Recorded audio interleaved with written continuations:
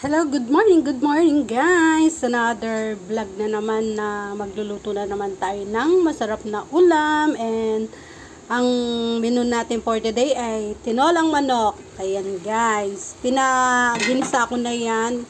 Ginisa ko siya sa garlic, onion, and ginger. At linagyan ko siya ng patis. Ayan, siningkot siya ako muna bago ko siya lagyan ng tubig guys. And then, next ko guys, ay lalagay ko na yung chicken cubes. Para malasa yung ano natin. At, lagyan na natin siya ng water. Yan guys. And then, i-put ko na yung sayote. Yan. Lagay ko na siya para sabay siyang lumambot dyan. Yan. So guys, balikan natin yan guys. So guys, tignan na natin ang linuluto natin. Wow! Wow, wow, wow, wow! Ang bango. Tignan nyo yung sabaw guys. Parang may ano siya. May gata siya, diba? And then, put na natin itong siling green guys. At lagyan na natin ng magic sarap.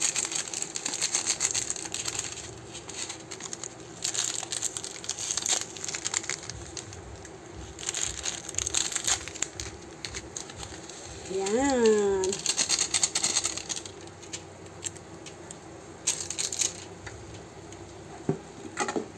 Hindi ko nalalagyan ng asin yan kasi ginisa ko lang siya sa patis guys.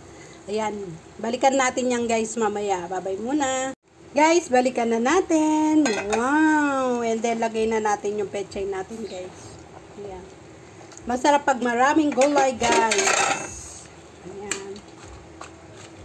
Lagay muna natin at palambutin muna natin. Sandali lang malalambot naman yung pechay guys. Yan. And then, takpan muna natin at babalikan natin uli. Balikan na natin guys. And then, tikman natin kung manyaman ang ulam natin ngayon. So, ayan ang ulam natin ay tinolang manok. 2 ita lang yan guys. Maghapon na namin ulam yan.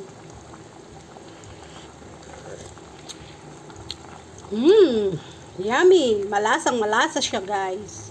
Kaya kayo pag nagtinola kayo, isingkot siya mo yung muna sa patis para manyaman.